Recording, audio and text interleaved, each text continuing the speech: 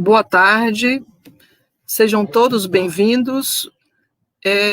O cenário mundial e principalmente o cenário brasileiro não nos permite muitas comemorações nesse momento, mas a tarde de hoje é uma tarde de festejo, sim.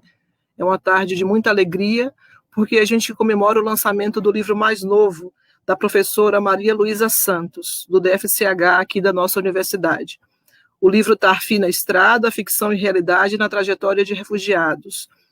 E para esse bate-papo, eu vou convidar a professora Maria Luísa Santos, autora, professora da universidade, pesquisadora, que já há muitos anos estuda a temática de migração e refúgio. Olá, Maria Luísa. Seu microfone está fechado. Olá, professora Rita. Para trocar ideias com a gente, eu vou convidar 3 pessoas que são super dedicadas a essa temática.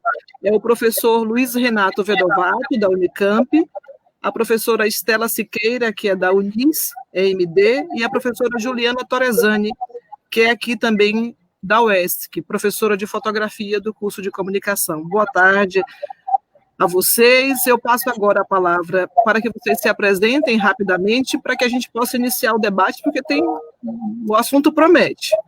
E me interessa muito. Aliás, por uma relação de amizade com a professora Maria Luísa, eu acabei olhando diferente para um tema que nunca me interessou, e percebi o quão rico ele é, e quão importante é a pesquisa de vocês. Então, quem começa? Pode ser eu, professora. Boa tarde a todos, é um prazer estar aqui com vocês. Como a professora disse, não é um momento de muitas comemorações, mas é o que temos para hoje, né? Seria muito especial se a gente pudesse estar próximo, para a gente poder estar juntos, naquele abraço gostoso, mas é assim que temos, é assim que faremos, né? A história desse lançamento, ela é um tanto quanto peculiar, porque a gente já teve a oportunidade de fazer esse lançamento na Bienal do Rio de Janeiro, ano passado. E anterior a isso, a esse momento, a gente ainda teve um momento especial, que foi na Bienal de São Paulo, de fazer uma pesquisa de mercado. A gente tinha feito o formato de um livro, e, na verdade, a gente não estava muito convencida, autor, né, e editora, e a gente levou para o público num formato maior, e a gente teve a oportunidade de conversar com casais, com coletivos, com adolescentes, que nos disseram e nos indicaram que talvez esse tamanho, né, esse formato, fosse o mais interessante para apropriação, para levar na bolsa, na mochila, para que se pudesse ler em qualquer lugar. E assim foi feito, e a gente fez essa alteração, mas a gente ainda não tinha tido a oportunidade de lançar na nossa própria casa, né? E aí o mais especial é poder contar nesse momento, né, com a participação de Ju, nossa colega de casa, com Estela, amiga particular, e com o professor Vedovato também, amigo particular. Então, a gente está realmente em casa, né, e agradeço muito a participação de vocês, dos nossos convidados que estão nos assistindo, e a participação de vocês. Como vocês já sabem, meu nome é Maria Luísa, sou professora da Universidade Estadual de Santa Cruz, professora e pesquisadora, também autora de livros científicos e de livros infanto-juvenis, e isso me dá toda a possibilidade, né, de trabalhar com esse tema, que foi um tema escolhido desde sempre, desde das pesquisas do mestrado, né, que a gente está pesquisando sobre a influência sírio-libanesa, sobre a conjuntura dos professores que vêm de outros espaços para trabalhar na região sul da Bahia, né, para trabalhar também com a conjuntura do refúgio, que é um prazer para nós que trabalhamos, eu acredito que também para Vedovato, para Estela, de ouvir uma pessoa dizer que não tinha tanto contato com essa realidade, mas por amizade, pelos bate-papos, pelas conversas, passa a ter um outro olhar sobre essa realidade, tá? Então, passo a palavra agora para Vedo. Professora Maria Luísa, é uma honra, um prazer estar aqui. Quero agradecer a Dora, a Rita, a Marina. É uma felicidade muito grande poder, com vocês, falar dessa obra que, para mim, foi uma aventura, foi uma viagem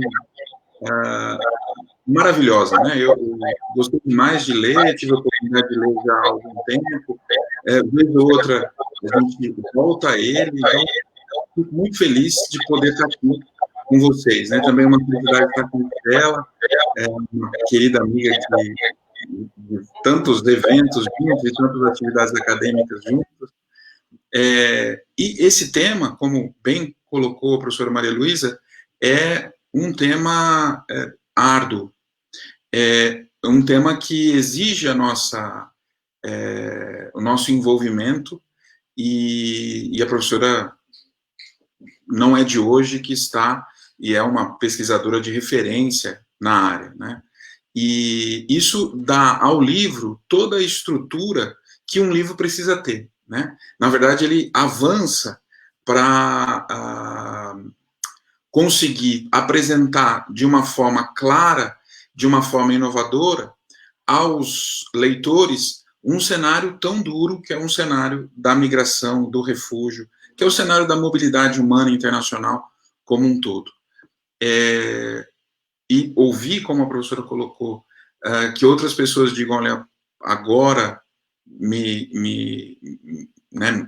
me toquei para esse tema e passei a identificar a importância dele, é excelente. E está aqui a junção, né, a possibilidade de fazer a junção de dois mundos muito importantes para a vida de todos, né, que é o mundo da literatura e o nosso mundo real, que é o mundo de migração, né? Todos nós, isso nós sabemos de outros momentos, todos nós saímos de onde estamos e vamos para outros lugares, né? Senão, na nossa geração, na geração dos nossos antecedentes, dos nossos antepassados, isso pode voltar a acontecer na geração dos nossos descendentes. Então, poder debater esse tema num momento em que,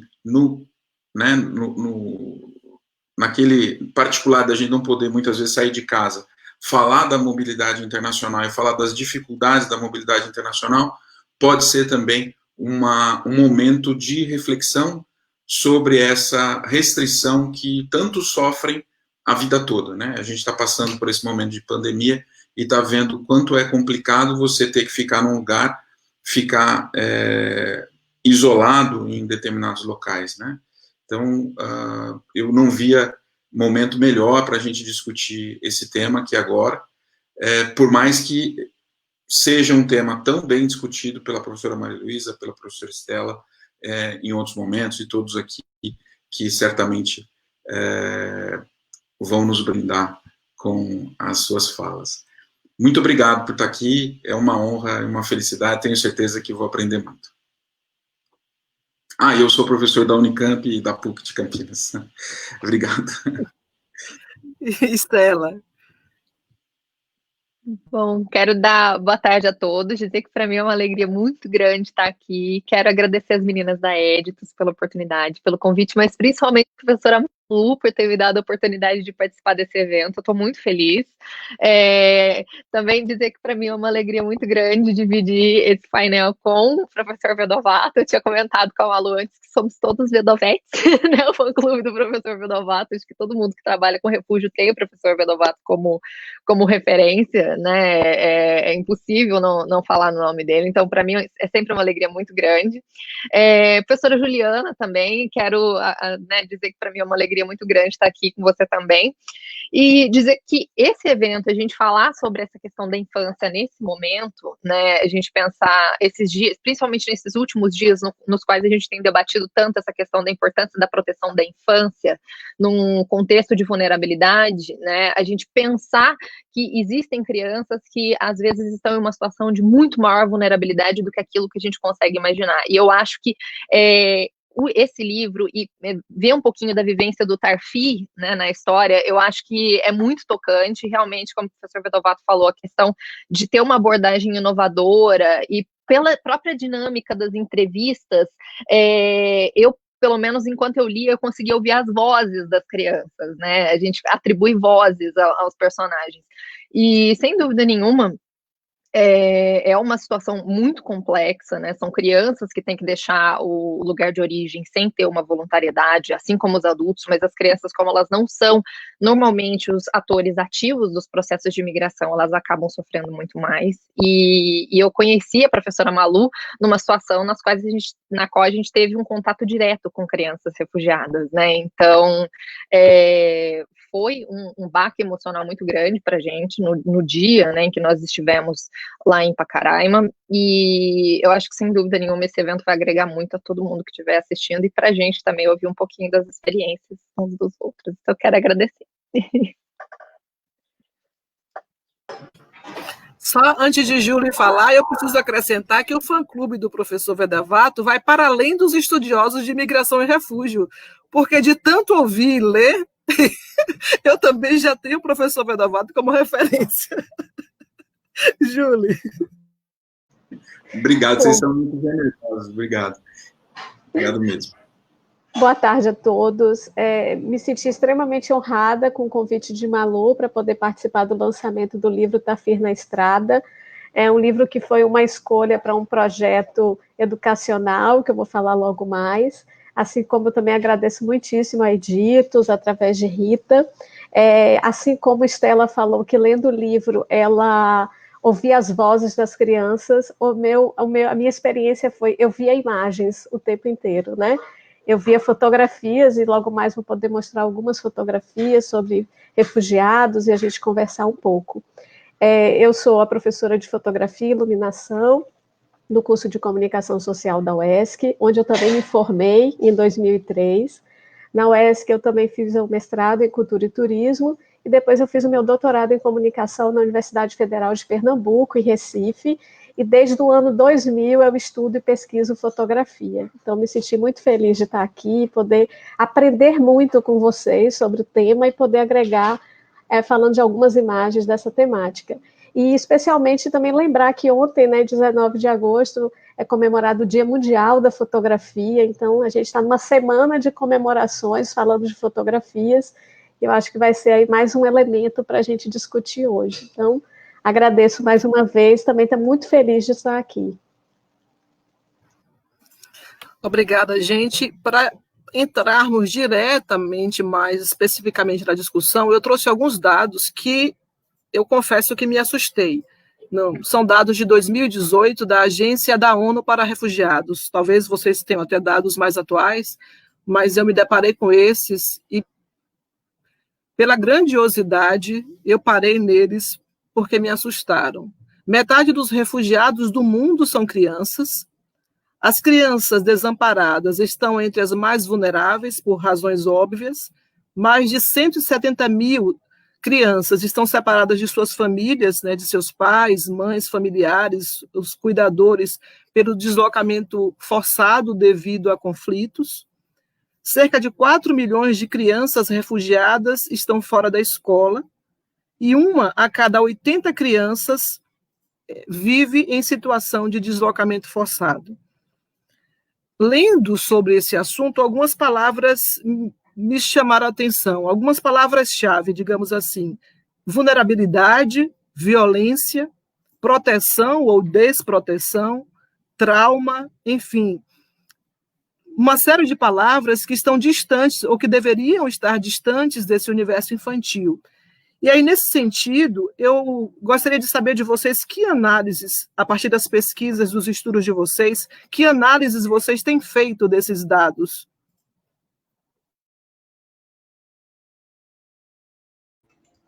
É realmente impactante, né, professora Rita, quando a gente tem a oportunidade de fazer uma leitura, por mais rápida que seja, num site de pesquisa ou num jornal, quando a gente vê os dados.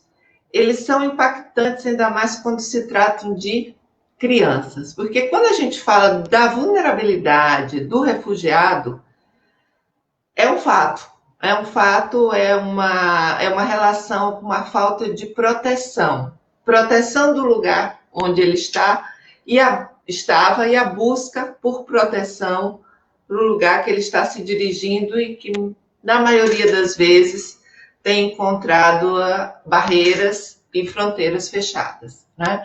E quando a gente fala da questão infantil, a gente se pergunta como essas crianças conseguem chegar, né?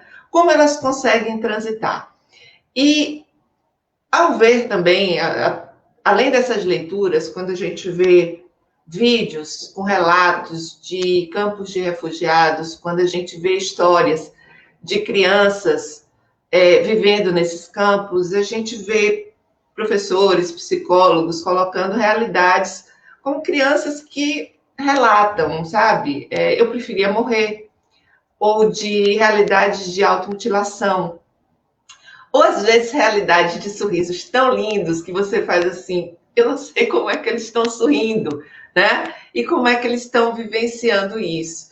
E isso em crianças de 10 anos, em crianças de 5 anos, há um amadurecimento muito grande dessas crianças. Eu lembro de uma fala de uma amiga que leu o livro de Tafi, ela fez assim, Malu, mas será que eles falam assim, com tanta propriedade? Sim, eles falam com tanta propriedade, porque há um amadurecimento, infelizmente, muito rápido na vida dessas crianças, porque a modificação de lugar, ela é muito intensa.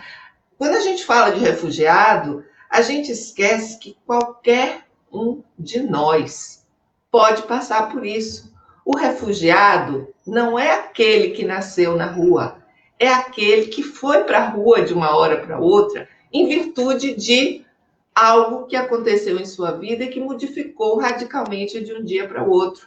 Foi uma guerra, foi uma bomba, foi um tsunami, foi algo que realmente não estava previsto, né? E como não estava previsto, não houve um planejamento.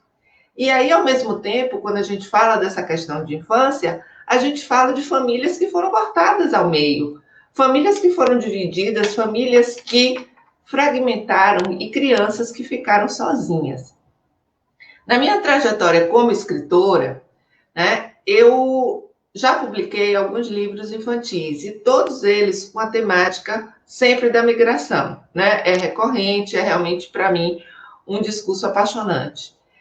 E na ideia de escrever Tafi, me passou esse desejo e essa necessidade de falar para pessoas que não são da área, né? Que não são estudiosos como nós, que não têm esse aprofundamento nessas questões, com uma linguagem menos científica, trazendo dados científicos, mas sem ser um livro estritamente científico. Então, a gente fala das agências, a gente fala da existência do CONAR, do Acnu, a gente fala dos centros de assistência, a gente fala da dinâmica da educação, a gente fala do processo de xenofobia, a gente fala de todas essas questões, mas com uma linguagem mais simples, onde, para que essas pessoas que estão lendo, elas sejam também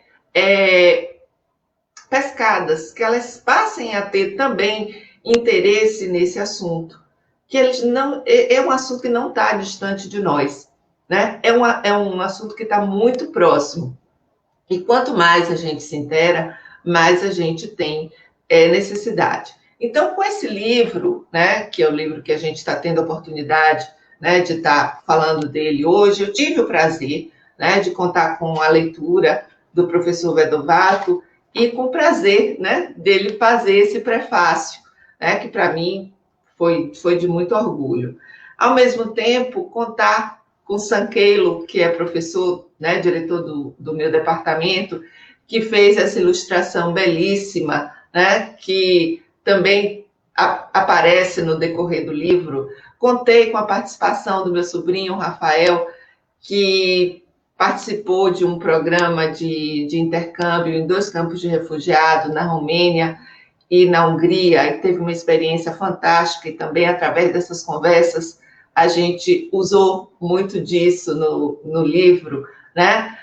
Contar com a participação de sempre da editora, na pessoa da professora Rita, de Daisy, né? Daisy Krause, que fez a diagramação também de uma forma muito carinhosa. Então, só para a gente saber que, além da ideia, além do tema, a gente tem mais tantos outros aspectos para colocar realmente um livro no mercado, né? Não é fácil. Aqui a gente também, por estar em casa, pode dizer e dar umas pequenas dicas, né? A professora Estela tem livro infantil, tá? Se vocês procurarem Lorena e a Lanterna Mágica, vocês vão ler também, vocês vão ver que é um projeto da professora que tem a ver com a questão dos refugiados, inclusive tem participação e doação das vendas. Se vocês forem para o currículo do professor Vedovato, vocês vão ver livros científicos, mas também vou contar um segredo, né? Ele tem também livros de ficção e eu também já tive a oportunidade, o prazer de ler. Fica também a dica, quem quiser, ótimas leituras, né? Vai ter que passar por Deve Haver, né? Que é uma leitura muito intimista, não tem a ver com refugiados, mas é uma leitura, assim, que é profunda, sabe? Super vale a pena, eu fiquei fã. E quando ele me apresentou o segundo livro, que eu achei que tinha a ver com esse primeiro, ele dá uma reviravolta e não tem nada a ver, mas é tão delicioso quanto, tá? Que é o Van Gogh Esquecido, que em breve vocês vão ter a oportunidade de ler também. Então, a gente está vendo que a gente está falando para pessoas que são especialistas na área e são pessoas também, né, que fazem parte da questão da literatura, né?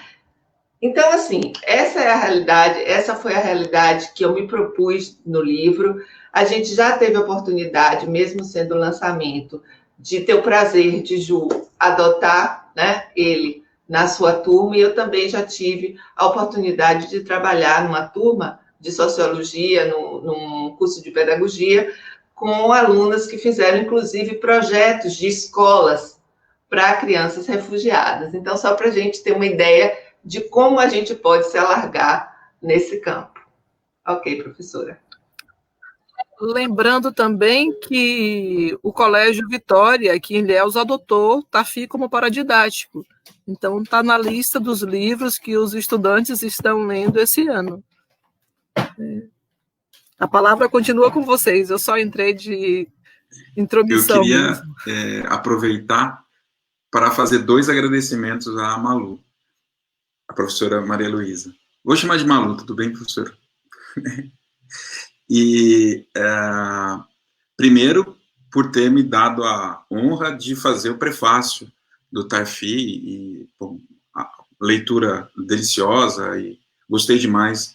Foi uma atividade que me deu muita felicidade, de ler e poder ver o que a gente estuda na academia ser transformado numa leitura agradável para, enfim, uma leitura para crianças, uma leitura para jovens, uma leitura para adultos, uma leitura para todas as idades, para apresentar esse tema tão duro de uma forma tão acessível.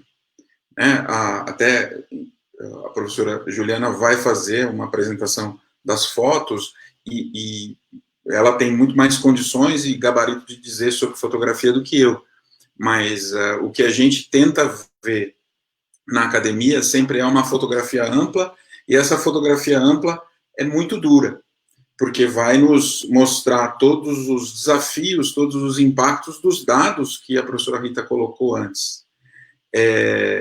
Enquanto que o mundo do entretenimento, ele quer fazer aquela foto específica ali, que não vai mostrar a poluição de um lado, não vai mostrar os danos do outro, vai só mostrar aquela rosa, aquela flor, aquele espaço agradável.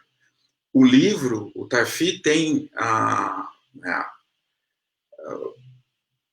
leveza de mostrar todo o cenário de uma forma interessante, de uma forma acessível para todos. Então, poder fazer o prefácio do Tafi foi, para mim, uma felicidade imensa. E também tenho que confessar que o segundo livro só saiu por conta dos comentários que a professora Malu fez no primeiro. Então, por isso que ela foi a primeira a receber o livro, depois que estava pronto. Pronto não, né? Ainda acredito que vá fazer algumas Bom, enfim, está pronto. Então, depois que ele estava pronto, eu passei para a professora Malu olhar e foi muito bom ter recebido os comentários de novo, né? Então, o segundo só saiu por conta da professora Malu ter lido o primeiro. Então, fico muito feliz, agradeço demais por isso. E em cima dos dados que a professora Rita trouxe, não tem outra coisa que dizer, talvez, que são dados que nos trazem a necessidade de fazermos algo em todas as áreas. E por isso a gente reforça a importância desse diálogo, a importância do trabalho feito pela professora Malu, a importância de se publicar um livro tão lindo, com ilustrações tão bonitas durante toda a obra, né? A gente consegue ver escolha de cores, escolha de estrutura, de editoração. É um livro muito bonito para mostrar uma realidade dura de uma forma acessível a todos.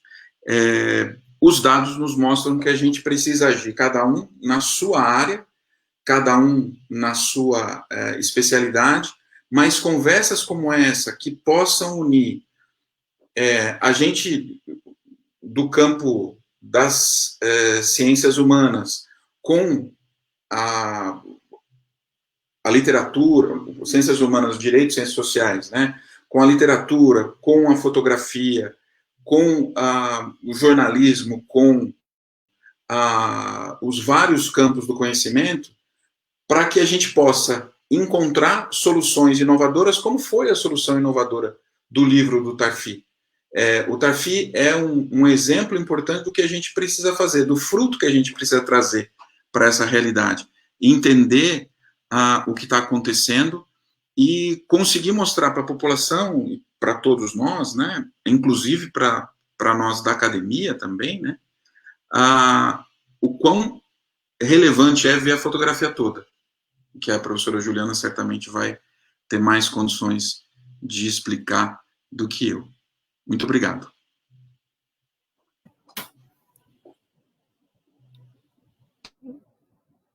Júlia, Estela? Acho que eu vou comentar um pouquinho sobre essa questão também. Eu fiquei, né, a gente fica bastante assustado com essa questão dos dados, né, da quantidade. A gente pensar que mais da metade da população de refugiados no mundo inteiro são crianças. Né, quando a gente pensa que são pessoas realmente que, se a gente pegar a parte legislativa de pessoas que têm um fundado temor de perseguição em deixar o lugar de origem, é realmente, né, muito, muito alarmante. Só acrescentando alguns dados com o que a Juliana falou, de cada 2 a 3 refugiados no mundo são pessoas que já estão em condição de refúgio há mais de 5 anos, em deslocamento forçado há mais de 5 anos. E 3 milhões do número total de refugiados, que hoje é em torno, acho que de 70 milhões, se não me falha a memória, são pessoas que estiveram em refúgio protraído por quase 40 anos.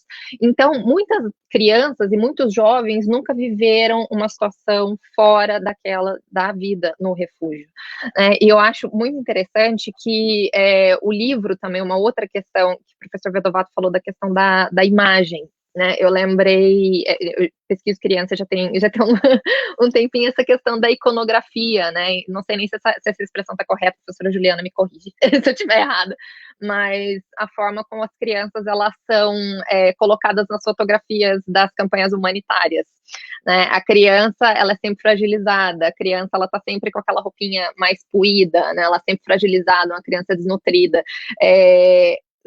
Tolhendo dessa criança toda a questão da autonomia. E no livro do Tarfi, não. O Tarfi, ele tem... a gente não vai ficar dando spoiler do livro, né? Mas ele tem toda uma personalidade, ele entende o que está acontecendo. E apesar de ser uma criança que está numa situação desacompanhada, também sem querer dar spoiler do livro, né? Mas ele é uma criança que tem uma personalidade muito forte. Então, eu acho que ajuda a desmistificar um pouco dessa imagem da criança vulnerável, né? E a questão da educação também, que a Juliana mencionou, que é mais a minha parte também da minha pesquisa do doutorado. Eu estou pesquisando 2 campos de refugiados, um no Quênia e um na Jordânia. e a questão do acesso à educação para essas crianças, porque a educação, ela ajuda, a educação e a leitura ajudam essas crianças a ter um pouquinho de senso de normalidade, né, na situação que elas vivem, a recobrar um pouco do senso de normalidade que elas tinham antes do início da guerra. Então, a forma como o livro da Malu coloca é muito bonita, traz os conceitos sobre refúgio, que às vezes até para gente que é da área são bastante complexos, de forma muito clara, de forma muito simples, né? Então, é uma leitura imprescindível. Tafir é uma leitura deliciosa, é um livro que trata do tema de refugiados de uma maneira muito delicada. Eu fiquei encantada com a leitura e vou dar apenas um pequeno spoiler, até por conta da escolha que eu fiz por trabalhar na disciplina de Fotografia e Iluminação 2 com os meus alunos, quando a gente retomar as atividades presenciais. A ideia é que os alunos leiam a obra e possam criar ensaios fotográficos a partir dessa perspectiva. E aí ele tem um formato muito especial para comunicação, porque ele é um programa de TV, ele é um script de um programa de TV. Então tem uma dupla linguagem aí de comunicação, e que eu acho que os meus alunos de comunicação que estão assistindo essa live, né, já podem, inclusive, ter acesso ao livro e podem começar a leitura e discutir as ideias sobre o futuro gráfico. É interessante. Eu queria trazer até uma frase de uma amiga fotógrafa e pesquisadora de fotografia, que é a Ludmila Vanderlei, que ela diz que a fotografia é um artefato que emociona, mobiliza, descreve e faz pensar. Quando a gente vê essas fotos de refugiados, a gente fica imaginando a situação que essas pessoas vivem, sobretudo as crianças. Lendo Tafir, por exemplo, que era um tema que eu já vinha pesquisando, eu aprendi muito, sobretudo porque Malu tem o cuidado de trazer documentos extremamente importantes, como trechos do Estatuto dos Refugiados, por exemplo, entre outros, de uma maneira muito correta dentro do livro, né? Sem dar um peso a esses documentos legais, mas trazendo os fragmentos para que a gente possa ir conhecendo e buscando na internet até o documento completo. Assim. É um livro de pesquisa, né? Ele faz a gente ir para a internet, ele faz a gente querer ver imagens, faz querer a gente saber depois da pessoa, ler documentos. Acho que Júlia deu uma congelada. Voltei voltou, ou não? Voltou. Não voltou. sei. Deu uma variada, mas voltou. Oi, Ritinha. Oi. Eu acho que... Seguindo o que Ju estava falando, essa ideia de você aproveitar esse momento que você tem uma citação de um livro, ou no momento que você tem o fragmento de uma lei, você vira realmente um livro de pesquisa, né? Vira essa ponte para que você se debruce, né, nesse tema. Antes de voltar para a Ju, eu só lembrando aqui, quando a gente teve em Pacaraima, né, quando eu, Estela e mais 5, a gente simplesmente se encontra, né, na saída para o almoço e aí viramos amigas desde a infância, né? 7 gurias, como diria Sinara, né, que se encontram e não se soltam mais, e temos um grupo e ele está acontecendo e a gente já jurou que vai se encontrar de novo. Então, a gente teve essa oportunidade de ir à fronteira, a gente teve a oportunidade de ver o papel do Acnur, da Unicef, né? Daquela recreação ali com aquelas crianças, daquela felicidade na hora do lanche, ao mesmo tempo das filas com casais e casais que a gente sabe até que constitui a família naquele momento, né? Até com uma criança que não é deles, mas até com essa necessidade de que o processo ande mais rápido, que cada um usa, né, o subterfúgio, mas aí é por sobrevivência, e a gente tem esses aspectos. Então, vou voltar, Ju, para você, porque você tinha congelado, mas a ideia foi exatamente essa mesmo, fazer com que esses fragmentos que não são ficção no livro, né, que são realmente reais, fazem parte de artigos jornalísticos e artigos científicos, sejam uma inspiração para que as pessoas, né, vão além da leitura de Tafi. Eu não sei onde eu congelei, até onde eu falei, na verdade. Você estava falando... Você leu a citação. Diga aí, não, você estava falando que Tafi pode ser um livro de pesquisa no momento em que a gente encontra fragmentos, né, da lei de Bruça sobre isso. Pronto, então é um livro de pesquisa, é um livro de estudo, eu espero que os meus alunos aí aproveitem e discutam bastante o tema. E outra coisa é porque esse tema, eu comecei a pesquisar, porque eu comecei a pesquisar fotojornalismo de guerra, né, guerras e conflitos, as guerras que foram fotografadas do século XIX para cá. E aí eu apresentei num congresso um artigo exatamente sobre isso, e de repente uma fotografia específica, que eu vou mostrar depois, me trouxe o tema refugiados de uma maneira muito forte. E aí eu abro uma segunda pesquisa para tratar especialmente de fotografias de refugiados, que a gente vai ver a seguir daqui a pouco. É isso por enquanto. Eu vou dar só uns recadinhos aqui, porque o público está se movimentando, eu quero passar para vocês, mas antes disso, eu gostaria de avisar que no final dessa... Eu não gosto de chamar de live, porque a gente já tem ranço a live e a link. São duas coisas que a gente já fica com medo, né? Mas no final desse bate-papo, a gente vai ter um sorteio de um exemplar de Tafi, para quem estiver participando aqui com a gente pelo Facebook. Lembrar que durante esse bate-papo, o livro Tafi está na promoção na nossa livraria virtual, com 30% de desconto e frete grátis. Então, se você entrar lá agora, você vai conseguir comprar Tafi por esse preço. Lembrando que, devido à greve dos Correios, a gente não pode estipular, nesse momento, um prazo de entrega, então vai demorar um pouquinho, possivelmente, para Tafi chegar, mas ele vai chegar na sua casa. E a gente tem aqui uma manifestação do público, deixa eu passar para vocês. Patrícia Argolo, com a linda tarde de lançamento, isso mesmo, professor Vedovato, ela está concordando com sua fala inicial, acho que acerca de Tafi. Marcos Maurício, maravilhoso. Tem Share, já estou maravilhado. Alex Lamartine, meu ídolo, eu acho que é o professor Vedovato. É grande aí, viu? Grande. Murilo Campos, parabéns a Editos, parabéns a Malu. Patrícia Argolo, eu também, Juliana. Eu via as cenas ao ler Tafi. Jussara Cabral, boa tarde. Karen, boa tarde. Bruna Kleisla, boa tarde. Nayara Rocha, boa tarde. Patrícia, prefácio show. Felipe Marram, boa tarde. Patrícia Argolo, livro maravilhoso. Laira Boarreto, orgulho da existência de vocês. Olha que lindo. Karen Palmas, Jussara, amiga, parabéns. Cristiano Silva, parabéns. Professora Maria Luísa, Marcos Maurício, chocado com os dados, verdade. Karen diz que também chocada com os dados. Jéssica Carroza, que lindos, parabéns. Que ideia bacana, Juliana. Karen está dizendo sobre a sua ideia do ensaio.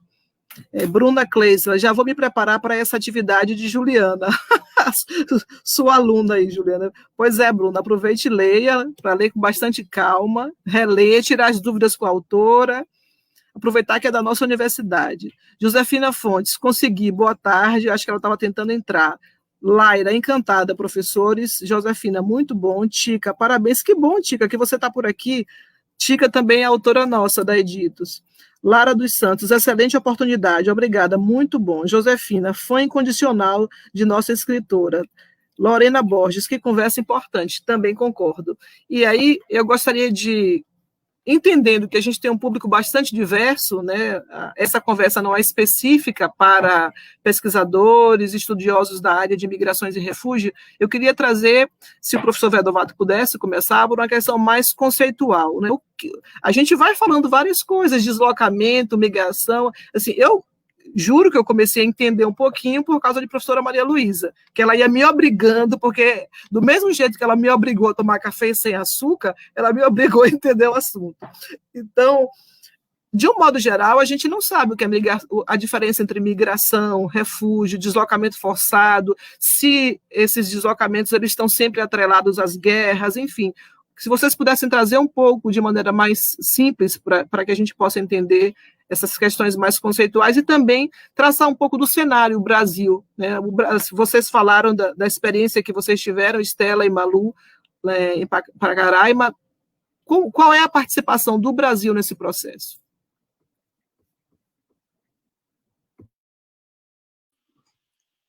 Bom, primeiro eu queria agradecer a todas as manifestações, né? Lembro aqui que o Alex falou, a Jéssica, a Laira, a Patrícia, todos os demais. Fico muito feliz com a manifestação de todos e concordo com tudo que disseram sobre o livro. Realmente o livro é sensacional. E eu não falei na vez que disse anteriormente, mas eu quero ler os livros da Estela, não sabia. Obrigado, Malu, por ter falado, que eu quero ler os livros dela. Então, vou procurar. Bom, essa diferenciação, professora Rita, é importante, porque a mobilidade humana internacional, ela pode ser daquela pessoa que vai porque quer, né? Porque recebe uma oportunidade, vai trabalhar numa outra empresa, em outro país. Tem um livro que se chama O Mundo é Plano, em que eles tratam só dessas pessoas. As pessoas que veem o mundo como... esse final de semana eu vou passar em Paris, na semana que vem eu vou estar em Nova York, depois eu vou para Nova Delhi, e aí o mundo fica próximo, né? Mas esse não é o ponto da realidade de quase 90% da população mundial, né? A população mundial, ela tem uma grande parcela, a imensa maioria, que não tem essa condição de se deslocar porque quer e se deslocar sendo bem recebido no país de destino. Então, a gente chama de mobilidade humana internacional o gênero. E aí, dentro desse campo da mobilidade humana internacional, você pode ter efetivamente a migração, que é aquela pessoa que se desloca pelo mundo ou porque quer, ou forçadamente. E dentro da migração, a gente tem o refúgio, né? Então, migração espontânea, aquele que vai para algum lugar porque quer ir. Eu não quero mais morar em tal país, vou morar em outro país. E isso não representa nenhuma necessidade urgente, né? Ele não está saindo do país de origem dele porque ele está prestes a ser morto por quem o persegue, porque ele está prestes a perder toda a propriedade por conta de enormes enchentes, ou porque ele, por algum outro motivo, ele tem que sair por conta, por exemplo, de uma questão sanitária, né? Então, dentro desse espaço da mobilidade humana internacional, a gente teria migração e refúgio, né? O campo do refúgio é aquele sujeito que sai do seu país de origem por algum tipo de perseguição odiosa. Essa perseguição odiosa vai gerar o direito dele entrar no outro país, por conta de tratados internacionais específicos, e no caso do Brasil, por conta de uma lei que garante isso. Aliás, é importante destacar uma decisão do Acre, da semana passada, da Justiça Federal do Acre, a partir de uma ação civil pública da Defensoria Pública da União, que afastou a aplicação da portaria 255 do interministerial, que fechava as fronteiras brasileiras por conta da pandemia. Então, a gente tem uma decisão bem importante para mostrar que, primeiro, não se pode fechar a fronteira para refugiado, e segundo, mesmo sendo migrante, ele tem o direito de ingresso de acordo com a nova lei. Então, para ficar mais claro aqui, as pessoas se deslocam pelo mundo porque querem ou porque são forçadas a tanto. Quando elas são forçadas a tanto, elas podem se deslocar dentro do país, são os deslocados internos, ou podem se deslocar internacionalmente. Normalmente, quando se diz que a pessoa é perseguida de forma individual, né? Então, por exemplo, o Glenn Greenwald vai ser perseguido individualmente. Ele tem direito a pedir asilo em outro país. Como foi o caso, talvez, do Jean Willis, né, que se desloca por entender ser perseguido individualmente no país, e o país de destino dá a ele asilo. Outra forma é a perseguição coletiva, né? Desculpa, perdão. Não, eu estava lembrando do caso de Snowden. Isso, exato. Mais perfeito ainda, professora, obrigado. Então, esse deslocamento, quando é forçado e quando é por conta de uma perseguição coletiva, a gente pode identificar a questão do refúgio. Existe uma discussão sobre se o deslocado ambiental é ou não refugiado, mas ele também estaria no campo do deslocado forçado, aquele que sai do seu país não porque ele quer, sai do seu país porque ele precisa sair. E talvez exista uma outra discussão que a gente precise fazer logo, né, por conta dos deslocados econômicos, aquele indivíduo que não tem mais como ganhar o seu sustento no seu país de origem e busca conseguir alguma inserção em outro país do mundo. Então, eu não sei se fui confuso, mas tentei dar esse retrato da situação atual. E se você que está nos vendo teve dúvidas, eu sugiro que leia o Tarfi, que ele é bem claro. Melhor marketing, eu ia dizer, deixa a pergunta no chat. Não, lembrando com isso, né, gente, como descreveu bem o professor Vedovato, que todo refugiado ele é um migrante, né?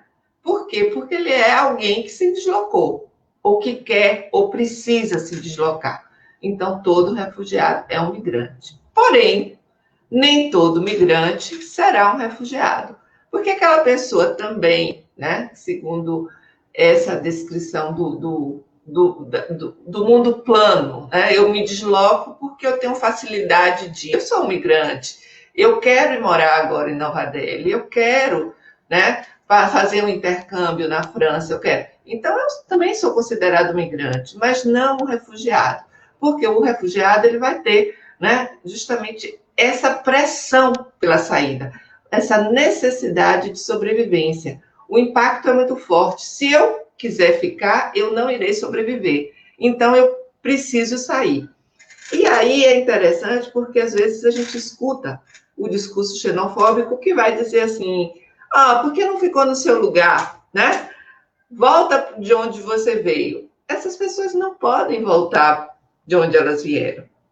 Elas gostariam de ter de novo a sua rua, o seu bairro, a sua casa, gostariam de ter seu círculo de vizinhança, continuar frequentando o clube e a igreja que fizeram durante toda a vida, só que eles não podem por estar sendo constrangidos ou perseguidos de alguma forma, ou por fazer parte de um grupo social, ou pela nacionalidade, posição política, grupos étnicos, qualquer uma dessas questões que impedem que ele fique naquele lugar. Então, assim, não é fácil. Então, além de você desejar ficar, você está tentando entrar em outro espaço e, às vezes, não está recebendo a acolhida necessária. E lembrando do momento atual, a gente tem um momento onde grandes grupos, e devido a grandes interesses, dizem que fechar a fronteira para conter o vírus é a melhor situação. E não deixa de ser algo irônico, porque o vírus, o fechamento de fronteiras, ele não combate o vírus, e não são os refugiados a causa desse intercâmbio, dessa transposição do vírus, haja visto que já tem várias reportagens que diz que até os homens de negócio que andam em aviões e fazem viagens mundialmente durante semanas, durante meses, é muito mais fácil você colocar, não responsabilidade, porque ninguém tem responsabilidade, a não ser aqueles que estejam incorrendo em atitudes realmente irresponsáveis.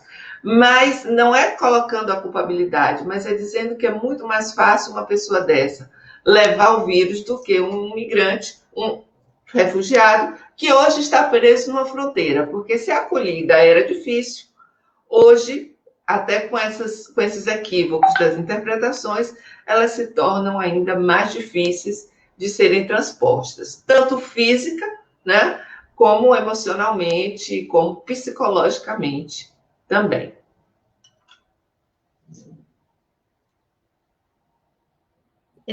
O professor Vandovato pode deixar que eu vou enviar o livro para o senhor.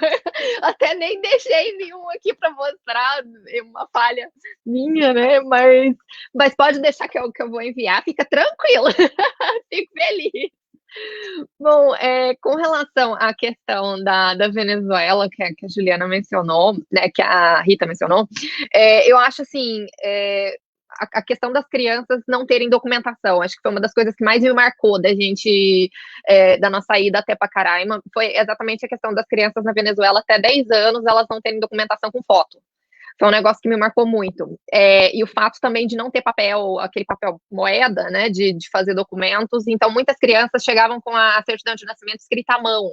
Então, como é que você confirma a parentalidade dessas crianças, né? Foi uma coisa que me marcou muito. Então, muitas crianças realmente estão ainda mais expostas à questão de abuso, muito mais expostas à questão do tráfico de crianças, muito mais expostas à questão de realmente essa venda de crianças, né, essa adoção ilegal. Então, isso me marcou muito, essa questão das crianças não terem documentação, né, me marcou muito, não só o fato de estarem indocumentadas, mas da falha de conseguir se bater a documentação daqui com a documentação da Venezuela, e também a carga de estresse que essas crianças são submetidas, porque também é uma outra questão que me marcou muito, eu acho que a Malu vai lembrar, era uma criancinha que a gente viu, uma menininha de moletomzinho roxo que ficou andando atrás da gente no campo lá em Pacaraima, ela deu a mão, eu acho que foi até para você, Malu, que ela deu a mão, não foi?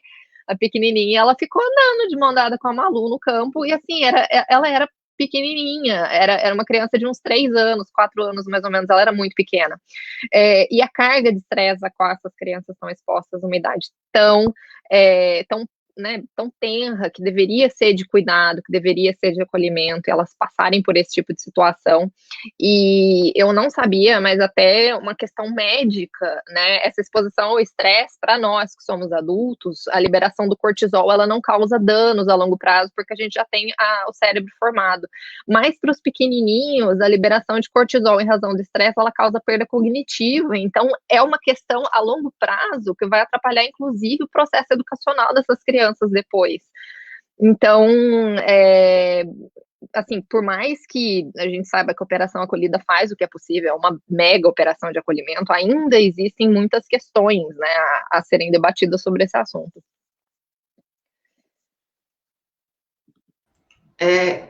Só lembrando aqui um pouco do que Stella está trazendo, a gente teve a oportunidade de ver, não sei se você lembra desse momento, um dos integrantes da Operação Acolhida dizendo para a gente, né, o quanto dói neles, às vezes, eles verem a mãe dentro do campo e o filho fora do campo.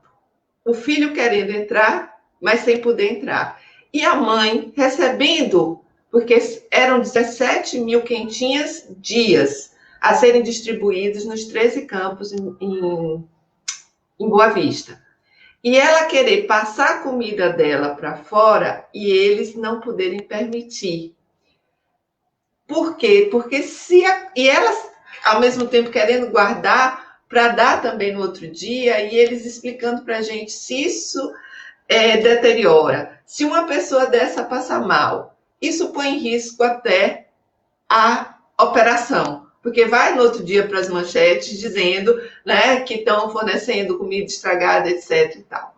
Então, um cuidado, porque realmente tem uma mega estrutura a Operação Acolhida.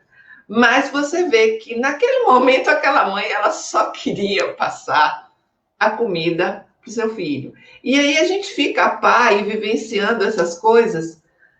Nossa, é realmente impactante. Eu demorei uns 10 dias para voltar ao normal depois daquela viagem. Mas uma outra questão também das fraldas. Eu não sei se você se lembra que tinha um número limitado de fraldas que eles recebiam também, né? Que era a questão da logística, que davam mais ou menos 2 fraldas para as crianças por dia. E quem tem criança na família ou quem tem filhos sabe, né, que é uma questão muito difícil você ter 2 fraldas somente por dia, né, para criança. Mas dentro da logística era o que era possível dentro da limitação, porque eram 8 mil fraldas a cada 3 dias. Então, a logística de ter crianças em um campo de refugiados, ela é muito complicada, né, também. Júlia, vamos falar de foto? Quebrar, Vamos porque eu já estou falar. Esse é um tema que eu não poderia estudar.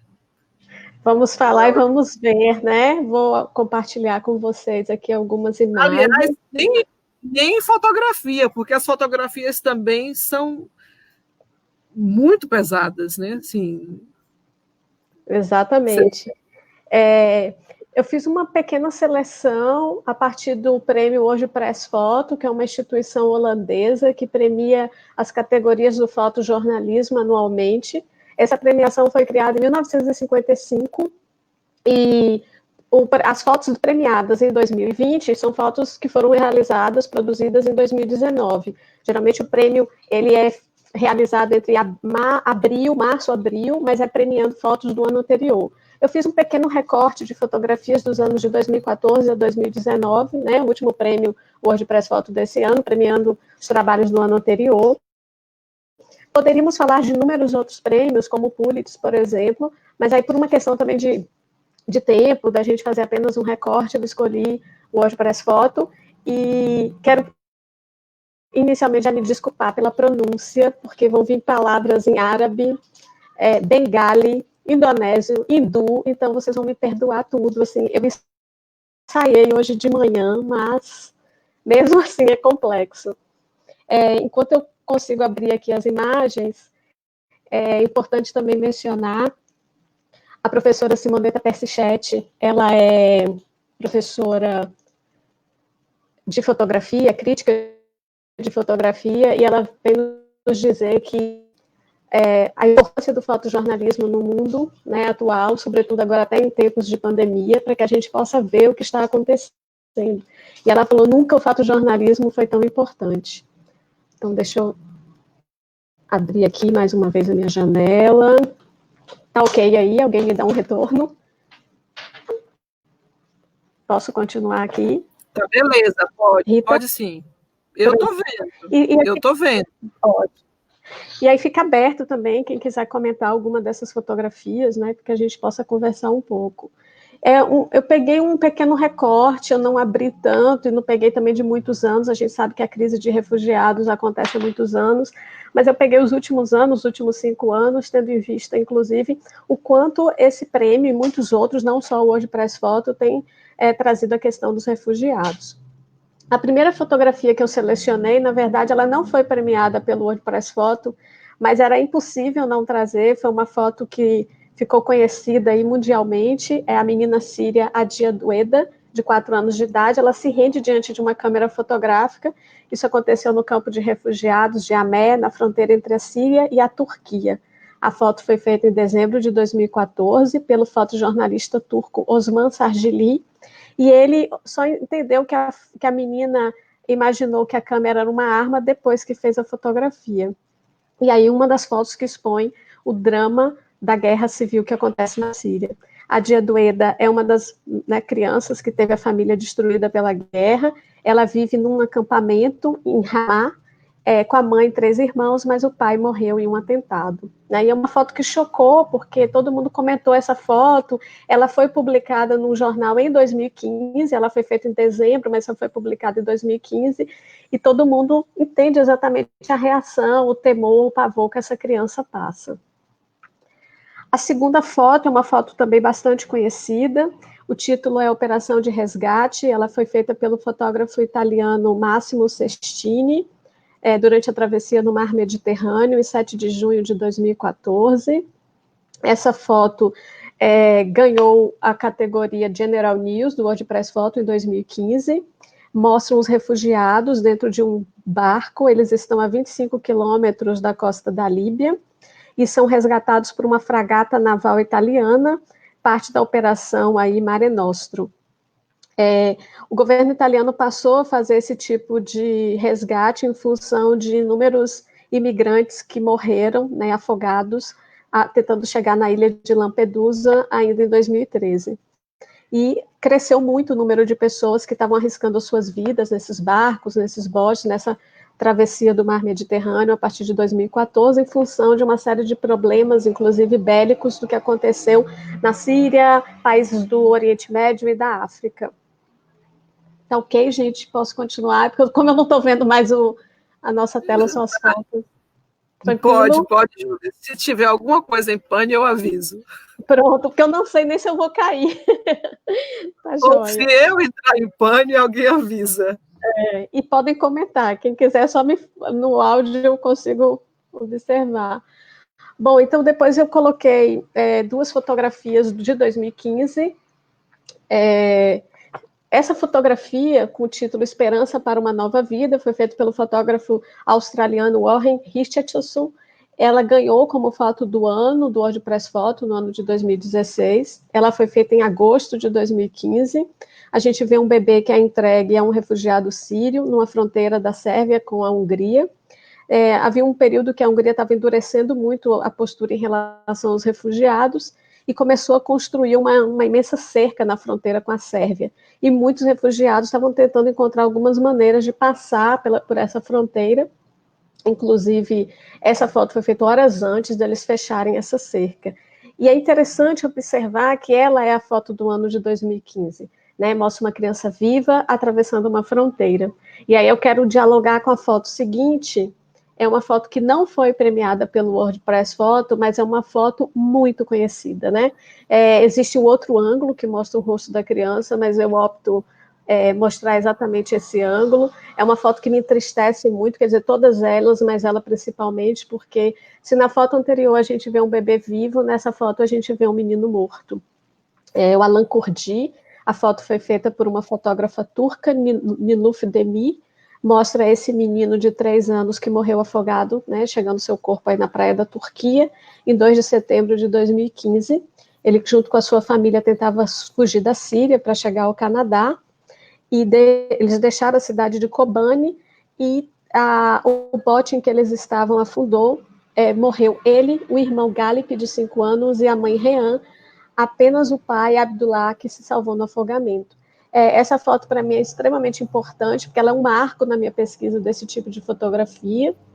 Como eu disse anteriormente, eu estava pesquisando fotojornalismo de guerra, e eu apresentando num congresso em setembro, né, um artigo exatamente sobre esse tema, essa foto surgiu, e no ano seguinte, acabou que ela foi a foto que eu estudei e publiquei no ano seguinte, né, meus estudos, porque a ideia foi pesquisar as crianças em situação de conflitos e guerra, né, como aparece, e aí comecei a observar do que a gente tem de acervo fotográfico, o momento em que as fotografias têm crianças, como é a reação, como é a repercussão. Eu faço até um paralelo com a foto da menina do Vietnã, com o corpo queimado de napalm, feita pelo Nick Yutti. Ali a criança está viva, e essa pessoa até hoje está viva, mora no Canadá. Uma comparação com a foto do Kevin Carter, aquela famosa foto que mostra a criança em primeiro plano e um abutre, né? Essa criança não faleceu naquela cena, ela vai falecer anos depois, e aí a gente já tem essa criança morta, né? E isso chocou o mundo. Uma série de medidas e ações aconteceram após essa fotografia ter rodado diversos jornais e internet, etc. Também, quem quiser saber um pouco mais sobre essa imagem, eu sugiro assistir o documentário Síria em Fuga, do fotojornalista brasileiro Gabriel Chaim. Inclusive, tem uma entrevista com o próprio pai do Alan Kurdi, bastante emocionante, bem triste também. Alguém quer comentar aí alguma coisa? Posso continuar? Eu cheguei a ver esse documentário, Ju, e passar também, né, para os meus alunos. E ele realmente ele cria um impacto. Eu falei que eu já tinha usado esse livro de Tafí no grupo de pedagogia, e já tive a oportunidade de trabalhar com o pessoal da geografia, né, e aí com a Mana Teresa, né, com esse assunto também. E o pessoal da geografia trabalha muito com as questões de movimento populacional, e eles se interessaram muito por trabalhar com a questão dos refugiados.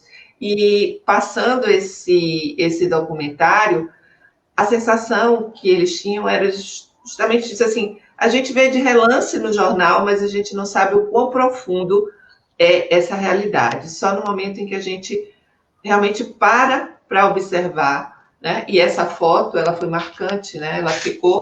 E a fala do pai dessa criança também, e até próximo ao túmulo, se eu não me engano, no documentário, né? É de uma sensibilidade muito grande. Vale a pena assistir.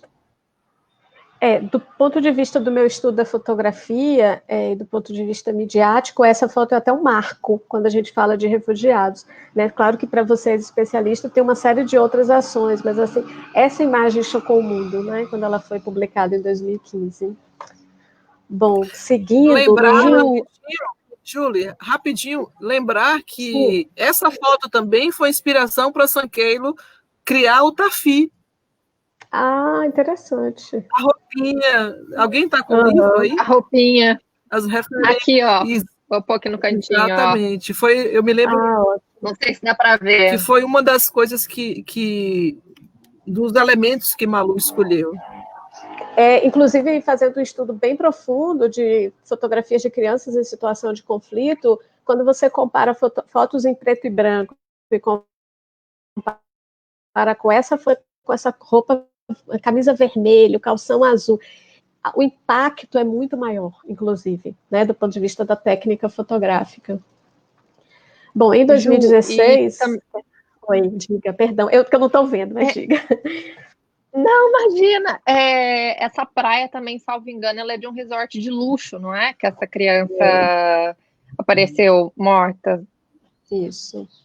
Já tem eu não tenho certeza, eu não lembro na época, mas eu acho que era um resort de luxo, que recebia imigrantes, né, voluntários que iam até a Turquia para passar férias, e de repente chega essa criança pela praia morta, né, numa situação completamente diferente. Em 2016, eu coloquei a foto Migrant Crossing, que foi feita pelo fotógrafo romeno Vadim Girda, ganhou em segundo lugar na categoria Questões Contemporâneas do WordPress Photo. Foi feita em março de 2016, mostra essa mulher que é apoiada por outras pessoas, né? São refugiados que tentam cruzar o rio Malarreca, perto da cidade fronteiríssima de Idomeni, na Grécia, e eles estavam tentando uma rota para a Macedônia, que contornaria uma cerca da fronteira recém-erguida, né, as tentativas. E aí tudo aquilo que a gente estava falando, e vocês falando, né, a dificuldade da pessoa, essa migração forçada que tem que sair, eu acho que essas fotos bem demonstram isso, né? E até quando a gente vê os pertences que eles podem carregar, porque muitos fazem a travessia a pé em alguns lugares.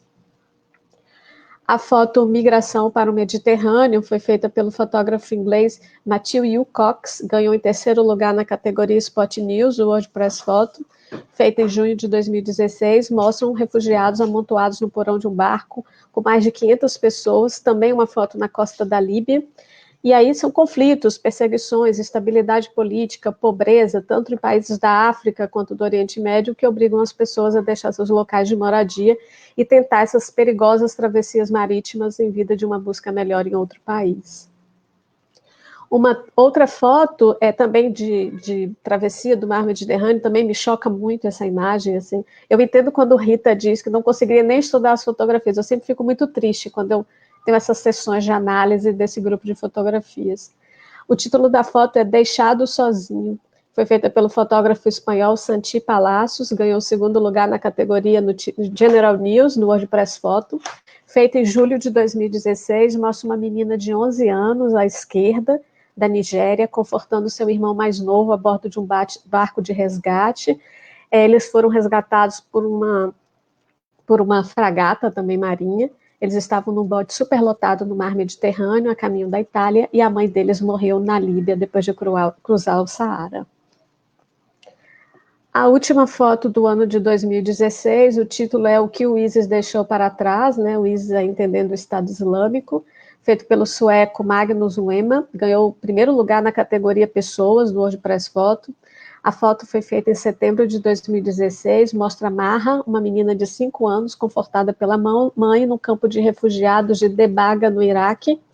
Uma semana antes, Marra e sua família fugiram da cidade de Hawdilha, a 160 quilômetros de Mossul, porque essa cidade estava sob o controle do Estado Islâmico desde 2014, e era o último grande reduto na província de Kirkuk, que é uma rica região de petróleo, enquanto as tropas iraquianas recapturavam o território em seu movimento em direção a Mossul. Nessa época, cerca de 400 mil civis permaneciam presos em Raudilha e suas áreas periféricas com poucos alimentos ou remédios, porque havia um bloqueio do Estado Islâmico que impedia a passagem da ajuda humanitária. Então, se está em ambiente de campos de refugiados já é difícil, imagine quando ainda há um bloqueio que não permite entrar comida e remédio. Alguém quer comentar antes que a gente passe para 2017?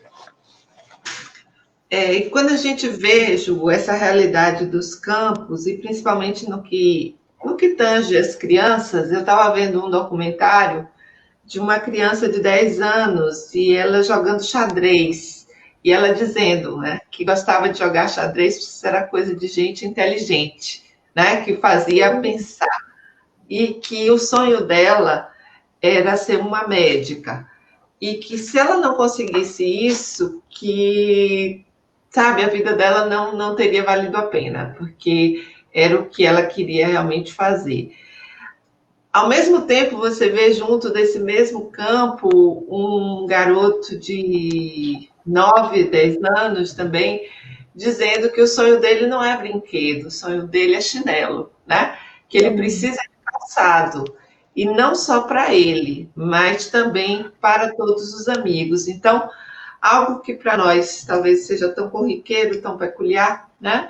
É o desejo, é aquela coisa da extrema necessidade, né? E as fotos e esses vídeos deixam bem à mostra, né? Essas questões pontuais dessas necessidades. Então, quando a gente olha para a foto dessa garota, né? Esse olhar perdido, e com a mão acarinhando, né? Você tem vontade de realmente botar no colo e trazer. Exatamente. Bom, do ano de 2017 aconteceu um problema enorme em função de um grupo étnico, né? A foto refugiados de Rohingya fogem para Bangladesh para escapar da limpeza étnica. Foi feita pelo fotógrafo canadense Kevin Fryer. Ganhou o segundo lugar na categoria General de News do WordPress Photo. A foto foi feita em outubro de 2017. Mostra uma refugiada Rohingya é ajudada para chegar até um barco. Eles estavam tentando chegar a Bangladesh. Os ataques aos vilarejos de muçulmanos Rohingya em Myanmar e o incêndio de suas casas fizeram com que centenas de milhares de pessoas estavam tentando fugir para Bangladesh a pé ou de barco. Muitos morreram nessa tentativa e, segundo a Unicef, mais da metade dos fugitivos eram crianças.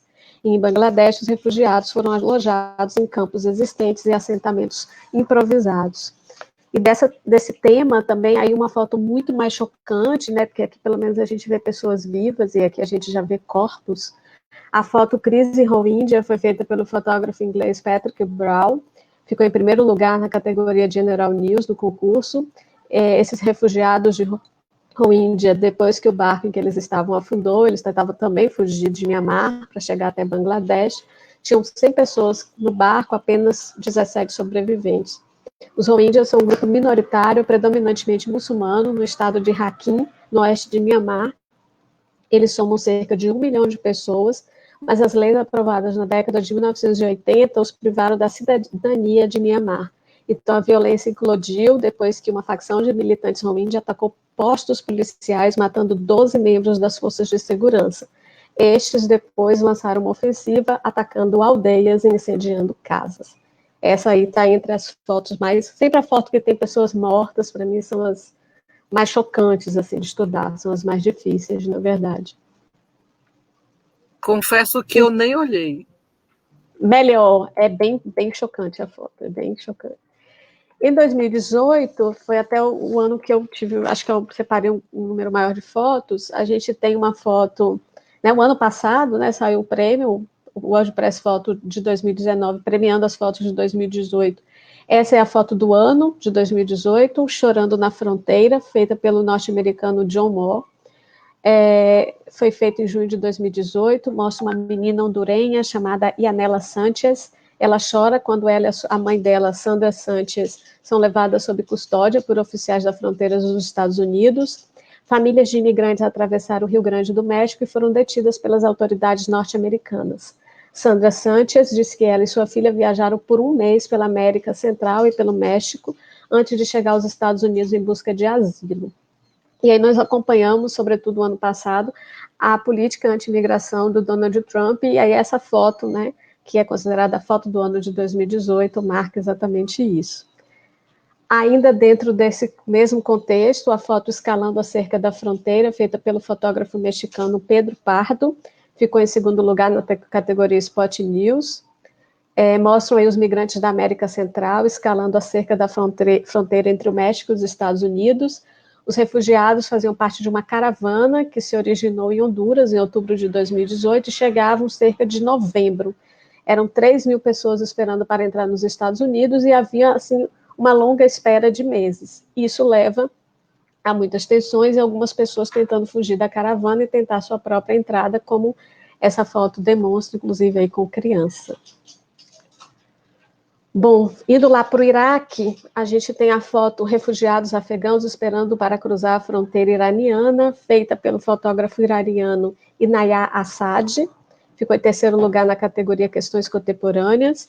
Foi feito em julho de 2018, mostram refugiados afegãos esperando pelo transporte na fronteira oriental do Irã. E o Alto Comissariado das Nações Unidas para Refugiados relata que o Irã tem quase 1 milhão de refugiados registrados, a grande maioria do Afeganistão. Além disso, estima-se que mais de 1,5 milhão de pessoas, né, de afegãos, estão sem documentos presentes no país. Muitos fogem em função da violência, insegurança e pobreza no Afeganistão e não encontram alternativa a não ser usar traficantes ilegais ao longo de rotas onde são expostos a roubos, sequestros e morte. E, por fim, essas são as fotos premiadas em abril desse ano, né, o WordPress Photo 2020, premiando as fotos do ano anterior, de 2019. Então, a gente tem a foto Despertar. Esse é um tema muito comum na premiação do WordPress Photo. Eu passei a conhecer essa síndrome, inclusive, por conta desse prêmio.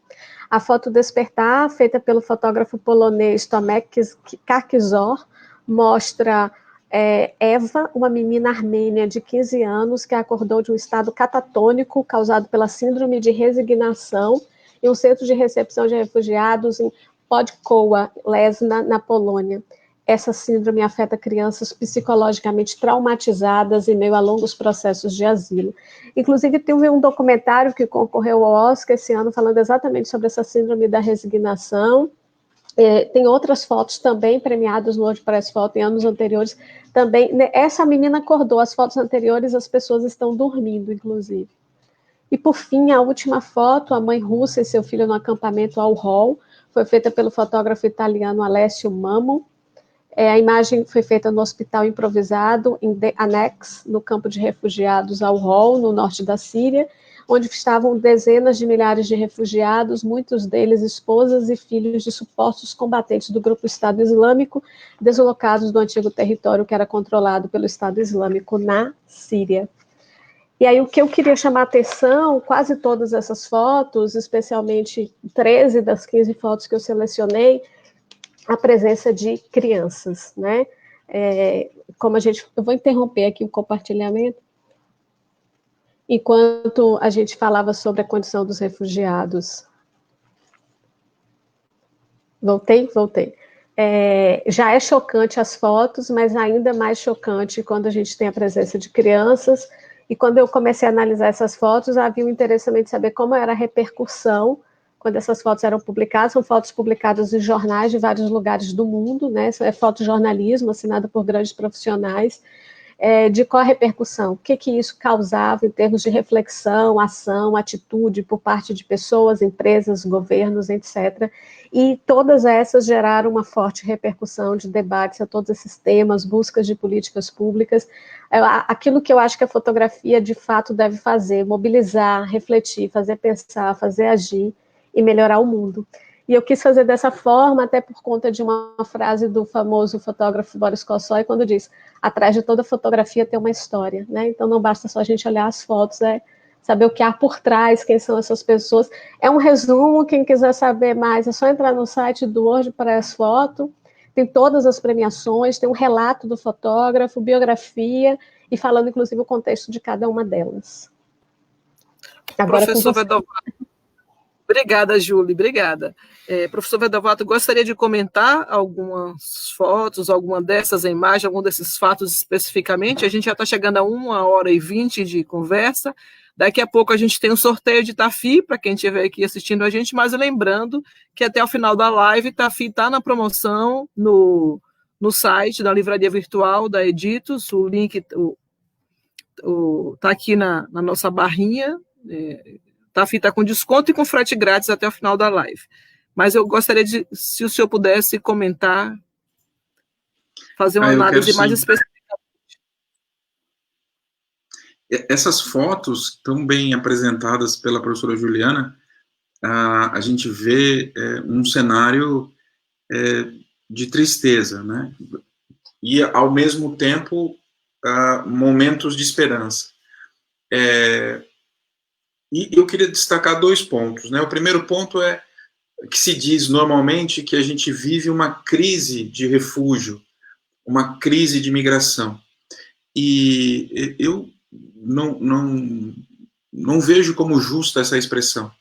A crise não é da migração, a crise não é do refúgio.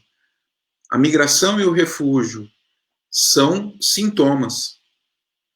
E a gente tem uma crise econômica, a gente tem uma crise ambiental, a gente tem uma crise humanitária, a gente tem um conjunto de crises que fazem que as pessoas tenham que sair do seu local para conseguir sobreviver. Então, talvez a gente tenha que começar a chamar as coisas pelos que elas são mesmo. Então, a gente tem o refúgio em decorrência da crise econômica, o refúgio em decorrência da crise humanitária, da crise política. E, curiosamente, esse é o segundo ponto que eu queria destacar, isso tem sido usado como um alimento para um discurso político partidário de ódio. Então, a gente tem visto candidatos e candidatas usarem a temática da migração como uma pauta política partidária. E isso é bastante ruim, porque, em especial, no caso do Brasil, nós temos pouquíssimos migrantes e pouquíssimos refugiados.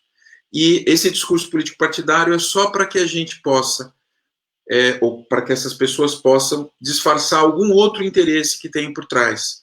Ou interesse na lavagem de dinheiro, ou interesse...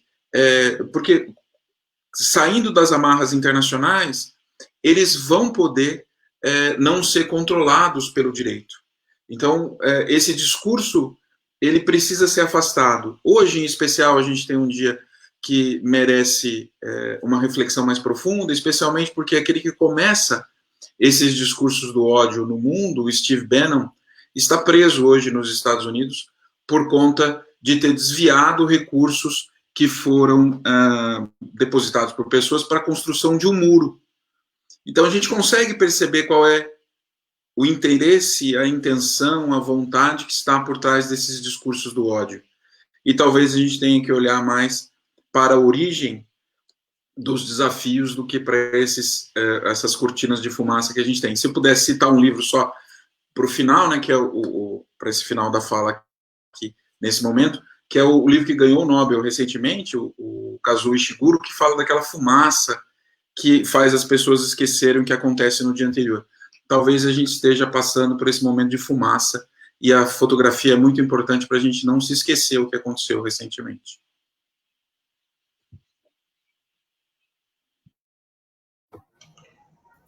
Perfeito. E lembrando ainda, né, pegando o gancho da fala do professor Vedovato, é que todo o texto é criado com palavras que dão a entender sobre crise, que falam de ondas, que falam de tsunami, enxurrada de pessoas, né, invasão. Né? Isso a gente viu bem, de forma bem pontual, na própria Venezuela. E a fala das pessoas também em Boa Vista a respeito dos venezuelanos.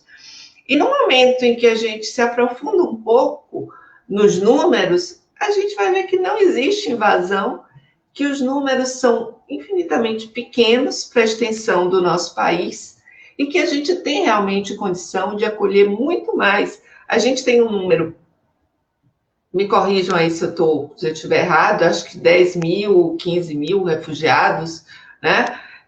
Há uma fila realmente grande de pedidos, mas se a gente contabilizar mesmo, quem já tem o Estatuto do Refúgio, é um número infinitamente pequeno, que dá 0,2%, sabe? É uma coisa assim, tão irrisória frente à nossa realidade, e que a gente tem que voltar para a questão de que a gente tem a crise econômica, assim. Quando a gente viu a questão dos haitianos no Acre, o problema não era a chegada deles, o problema era a infraestrutura do Estado, que não tinha. Ah, tá, mas a gente tem que ter infraestrutura para receber pessoas? Não, a gente tem que ter infraestrutura para sobreviver, e muitas vezes os estados não têm.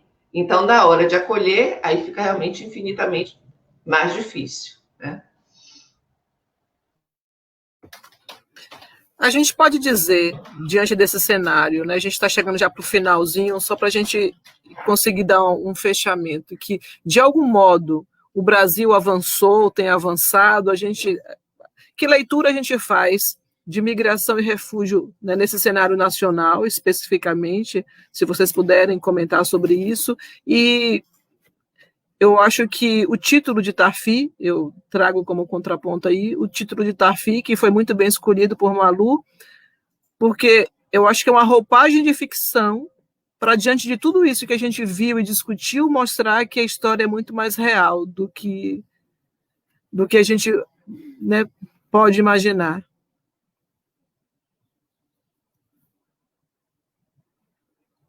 Então, a gente pode dizer que o Brasil avançou ou tem avançado? Não.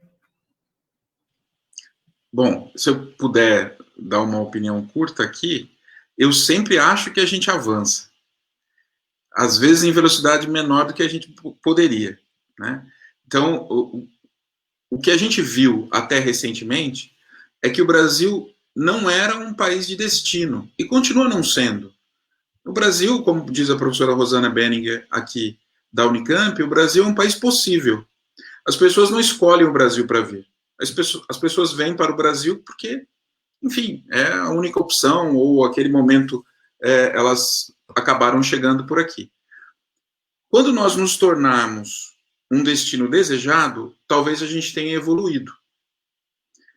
Por enquanto, o que a gente pode fazer, e tem muito bem condições de fazer, como colocou a professora Malu, é recepcionar esses migrantes que, das suas variadas formas, estão chegando no país.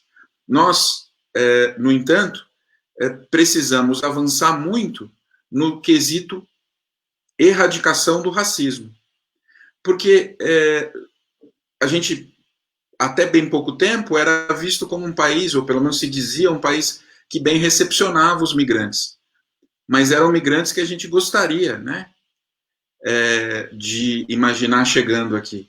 Como a gente tem uma gama muito maior de migrantes, de nacionalidades chegando, o que a gente precisa fazer é deixar de lado o racismo que está enraizado na sociedade como um todo, nesse racismo estrutural que a gente tem no país, para passar a recepcionar os migrantes, independentemente da nacionalidade deles. Acho que esse vai ser o avanço que eu gostaria de ver no futuro.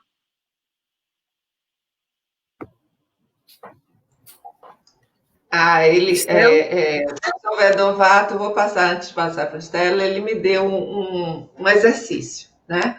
A gente estou aproveitando para construir aquele artigo, né, para o final de setembro, e aí você termina indo, né, voltando, porque a gente está trabalhando com a lei, com os 3 anos da Lei de Imigração, que é de 24 de maio de 2017, e a gente vê os processos, sim, de alguns avanços, professora Rita, mas, e aí eu já vou dizer um pouco no que eu me concentrei no artigo, na questão xenofóbica, e aí como ela aparece agora nesse período de quarentena, né?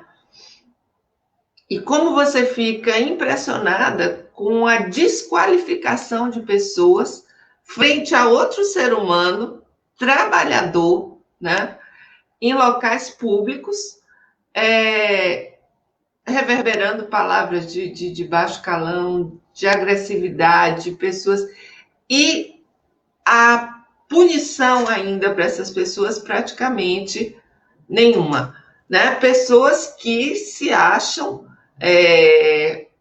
imbuídas numa verdade que a gente não sabe em que pode estar alicerçada, em algozes de expulsar essas pessoas e com palavras tão aquém de um outro ser humano, né, que a gente fica chocado. Então, nesse exercício até da construção desse artigo, a gente volta, né, para a lei, para o aprofundamento, né, do que está acontecendo.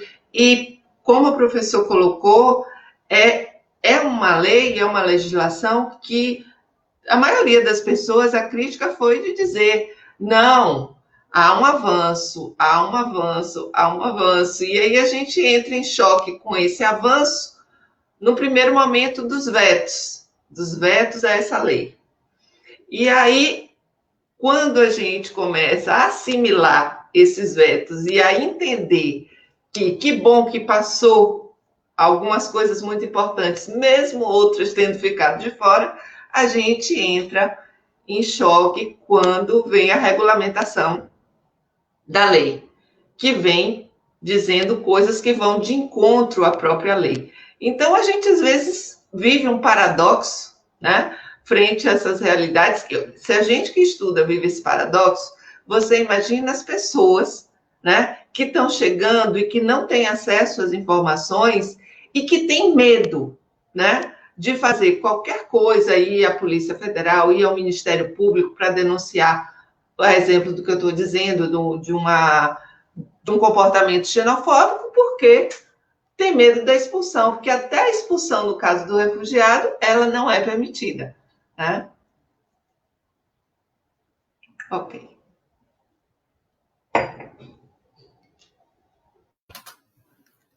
Estela?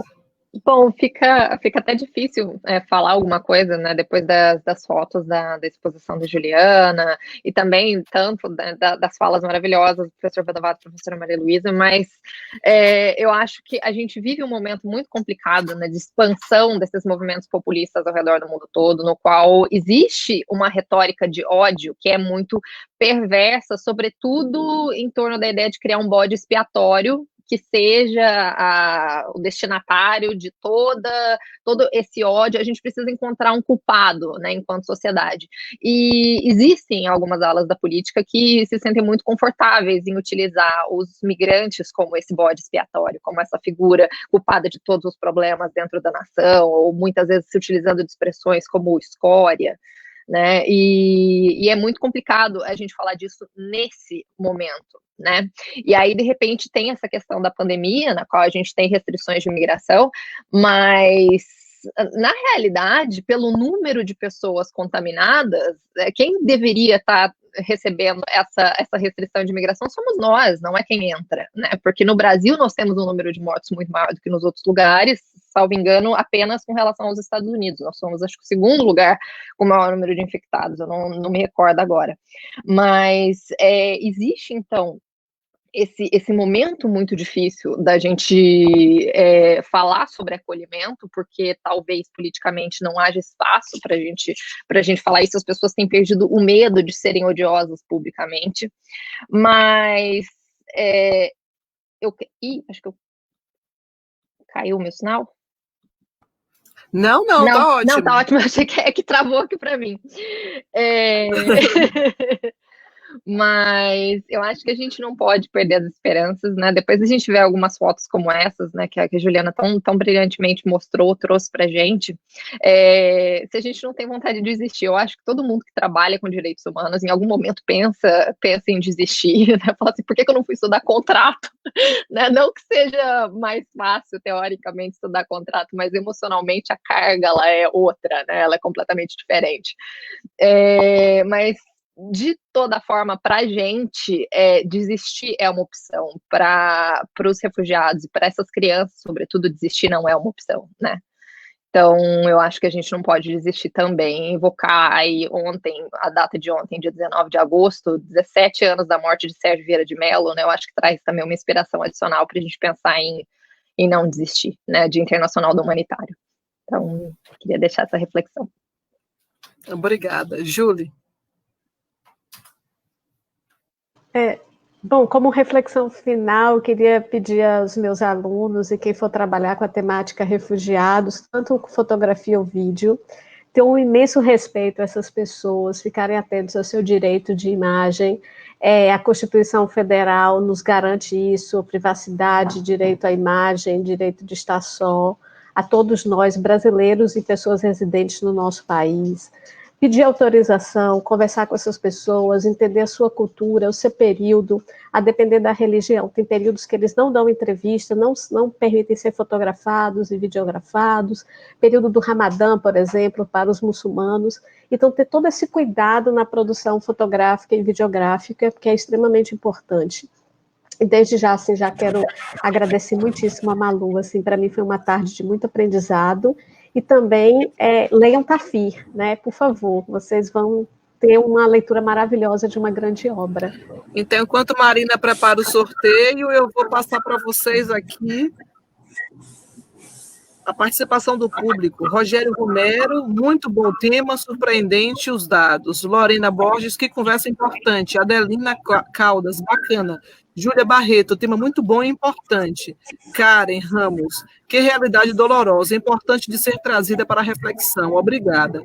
Patrícia Argolo, bota impactante nisso. Só em ouvir, meu coração já está em frangalhos.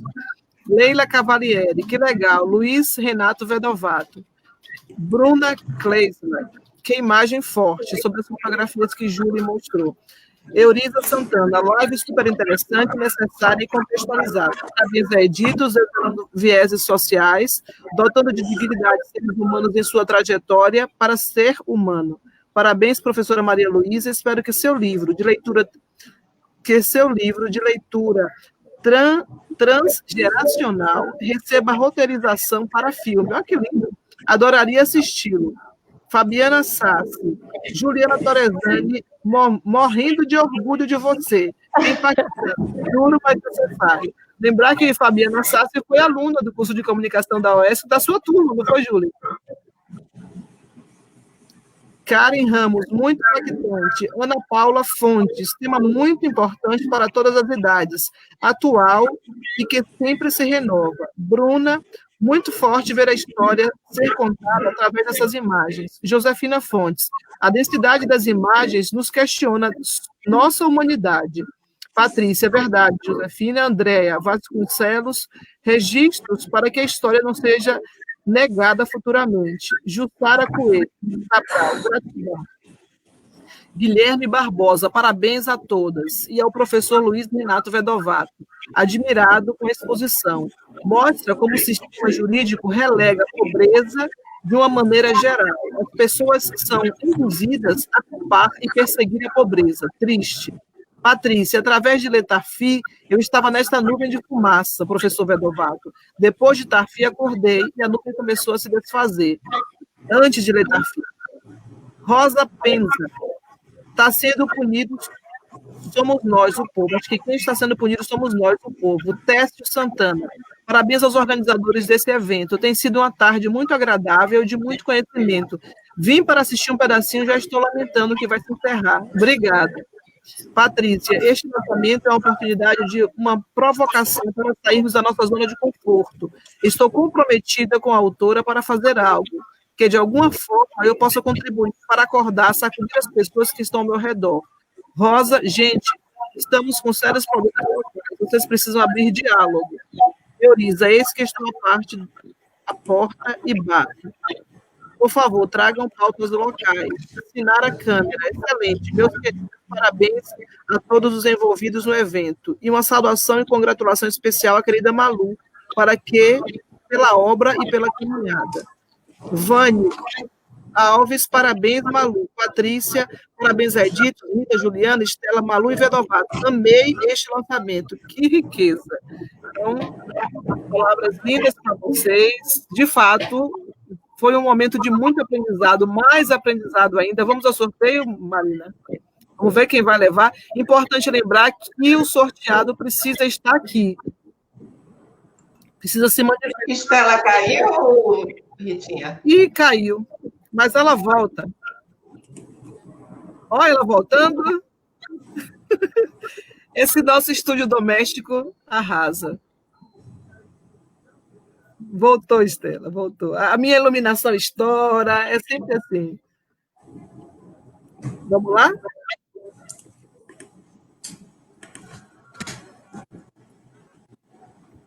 Cadê, Marina? Quem vai levar? A Fi?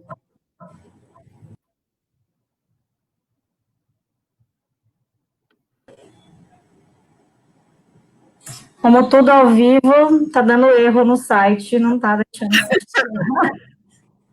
Mas vamos conseguir. Deixa eu ver se eu consigo aqui pelo meu celular, porque pelo computador ele não tá indo. Deixa só eu tentar aqui. Olha que a gente ensaiou antes, viu? A gente já testou esse sorteio e tinha dado certo.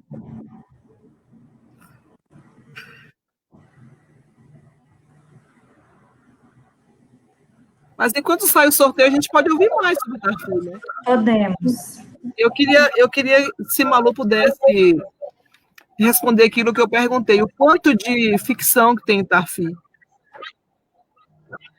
Então, Ritinha, quase nada de ficção, tá? Existe um enredo que foi criado e, como o Júlio chegou a colocar, faz parte, assim, até para ter o movimento do diálogo de um programa de entrevistas, mas no momento em que a gente fala das atribuições, da fala do assistente social, do psicólogo, né, da própria criança, dos atores envolvidos nesse momento do acolhimento, né, da figura de Surafiel, porque a gente fala muito de Tarfim, mas existe uma outra criança chamada Surafiel, né, que é um refugiado eritreu, a gente vai perceber que quase nada é ficção, tá? Juntando ainda os dados que Rafael, né, terminou repassando em relação à realidade da Hungria e da Romênia, a gente vai ver que tem muito pouco de ficção. Existe uma história que é criada para contar, né, para despertar essa realidade. Que bom que a gente pudesse ter muitas histórias como a de Tarfim e a de Surafiel, né? Eu sei que a gente está aqui com pessoas extremamente sensíveis e a sensação quando a gente vê essas fotos que Júlia traz e várias outras tantas, é que a gente queria pegar realmente e cuidar, né? Como a gente não pode, a gente não dá conta de cuidar de todas essas crianças, aí a gente tem que fazer, como o professor Vedovato colocou, dentro de cada possibilidade nossa, né? Trabalhar com o que a gente tem para que essa realidade seja menos cruel, né? Quando eu falei na estante da irmã de Júlia, de Teresa Torresani, quando ela trabalha com os livros de Carola e de Tunico, que são livros infantos juvenis, que tratam da imigração, com professoras que vão trabalhar nas escolas, ela está fazendo a parte dela para que essas crianças locais acolham melhor aqueles que estão chegando de fora, né? No momento em que a gente publica e publiciza essa realidade, a gente está dizendo, olha, é gente igual a gente, tá? O que a gente está fazendo é negando a humanidade. O que a gente está fazendo é o que podem fazer com a gente amanhã, porque ninguém está livre dessa realidade. Então, a gente está dizendo, olha, sabe, é como se a gente estivesse passando um panozinho, assim, no embaçado, e dizendo assim, isso é uma realidade fática, está aí, e não é do Brasil, é do mundo, né? Então, vamos ser mais generosos, vamos acolher, essas pessoas estão precisando da gente hoje, para começar a dar os primeiros passos e amanhã não precisar mais, né? Não é caridade, né? É humanidade, né? Então, Rita, voltando à sua questão, tem muito pouco de ficção, viu? Tem muito mais de realidade. Percebi. Acho que o sorteio, obrigada, Malu, não deu certo, né? Eu consegui. Conseguiu? Aqui. Epa! Deixa eu só carregar. Estou carregando aqui, não sei se dá para ver. carregando os nomes, os comentários. Deixa eu A ideia sortear. era fazer pelo site, colocar na tela, estava tudo bonitinho, viu, gente? Mas enfim, nosso estúdio doméstico tem dessas. Dá para ver o nome da sorteada? Não. Lê aí pra gente. Rosa Penza, com o comentário, está sendo punido, somos nós o povo. Rosa, comenta, por favor, se você ainda está aqui com a gente. Se Rosa não tiver, a gente sorteia outra pessoa. Coloca um oi, Rosa, pra gente. Eu acho que ela não está mais. Você sorteia o próximo, Marina, por favor?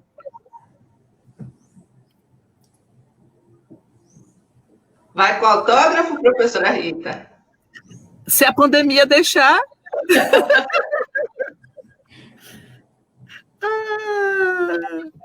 Guilherme Jária Barbosa. Guilherme, está aí, Guilherme? É aluno do professor Luiz? É amigo. Amigo? Acho que talvez. Mas eu acho, será que ainda está aí? Ele está aí ainda? Será? Guilherme, dá um oi para a gente aí nos comentários, se você tiver. Gui, se manifeste. Senão eu vou ficar com o seu livro, viu, Gui? Porque eu não ganhei ainda.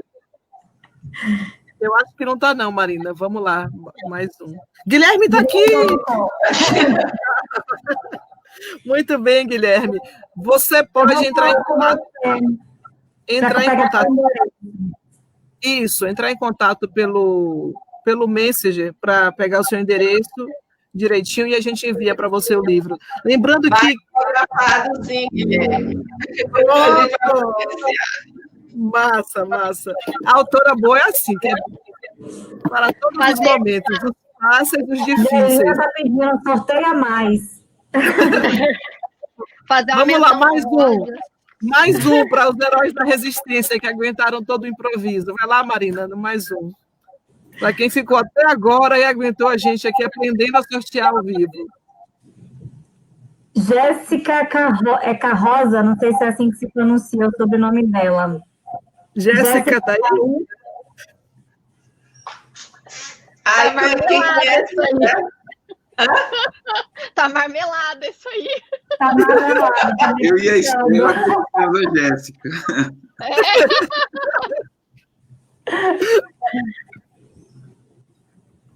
Jéssica não tá, então é outra pessoa. Jéssica, se pronuncie. Eu acho que não tá não, Marina. Vamos A gente lá. está saindo a Rosa de novo. Peraí, viu? Vamos lá. Aqui a gente fala de assunto triste, a gente sofre com a pandemia, mas a gente sorri, né, gente? A próxima sorteada foi Laira Beatriz Boareto. Também. Meu Deus do céu, as vedovetes, os vedovetes. Laira tá aí, Laira? Dá um oi pra gente, se tiver. Eu acho melhor a gente mandar o livro pro professor Vedovato e ele envia para Laira também, acho que não tá aí. Laira tá. Laira apareceu. Não acredito. Pronto, Laira. Você fala com Marina no Messenger para passar o endereço direitinho. A professora Maria Luísa vai assinar, autografar, com dedicatória e tudo, e vocês vão receber em casa. Lembrando que a gente resolveu ficar um tempinho mais, completar 24 horas de promoção de Tafi no site, lá na livraria virtual. Então, quem não foi sorteado pode comprar com os 30% de desconto e frete grátis até amanhã, nesse horário, ok? A gente não sabe quando chega exatamente pela greve dos Correios, mas, enfim, estamos num momento crítico do nosso país, não vamos passar por isso batido. É importante refletir sobre isso também. Professora Maria Luísa, muito obrigada. Professor Vedovato, professora Juliana, professora Estela, Marina. Assim, a participação de vocês foi muito importante nessa tarde. A curadoria de fotos. Júlia, a gente está aprendendo Libras, né? Porque a gente está com as lives, com a colaboração da professora Lucília, então eles estão ensinando algumas coisas, a gente vai aprendendo, vamos agregando também, quem sabe depois a gente faz uma live também com interpretação em Libras. E agradecemos também a equipe da Editus, né, que é responsável não só por esse livro, por esse lançamento, mas por todo o trabalho da editora, desde a entrada do livro até o processo de acompanhamento editorial, diagramação, criação de projeto gráfico, revisão, distribuição e vendas, enfim, divulgação. Nós somos uma equipe bastante pequena, mas é uma turma muito empolgada. Graças a essa turma que a gente está aqui nesse momento. Muito obrigada a vocês, a todo mundo que ainda está comentando lá, agradecendo, um beijo, boa tarde e até a próxima.